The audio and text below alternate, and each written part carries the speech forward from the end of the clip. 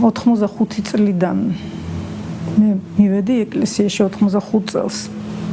ჩვენი მივედით რაღაც ერთი სამეგობრო ვიყავით, ბიოლოგები და ჯგუფელები და მეგობრები და რაღაც ერთად მივედით ეკლესიაში და ჩვენი საზრდო იყო უწმინდესის ქადაგებები.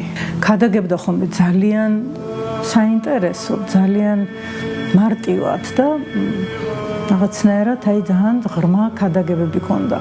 და ძალიან ისე აი ყველაფერი გვესმოდა და აინშტაინს აქ ნათქვამი რომ თუ ადამიანი კარგად ვერ ხსნის, ესე იგი კარგად არ ესმის ბოლომდე და ეს რაღაც მარტივს კი არ ამბობდა უწმინდეს ძალიან ღრმა და ძალიან მნიშვნელოვან რაღაცებს გვეუბნებოდა, უბრალოდ ძალიან რაღაცა კარგად გვაგებინებდა.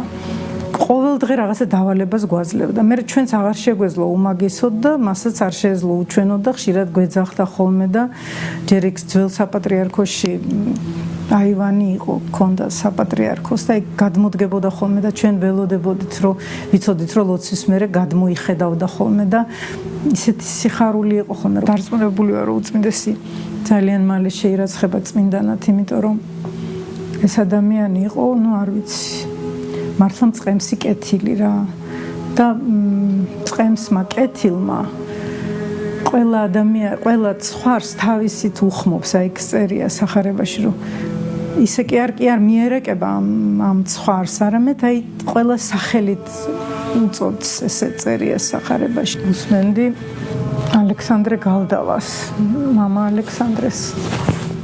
მე მგონი ნუკრიშოშიაშვილს ყავდა რაღაცა და იქ რაღაცა ბედნიერებაზე საუბრობენ და ნეტარებაზე და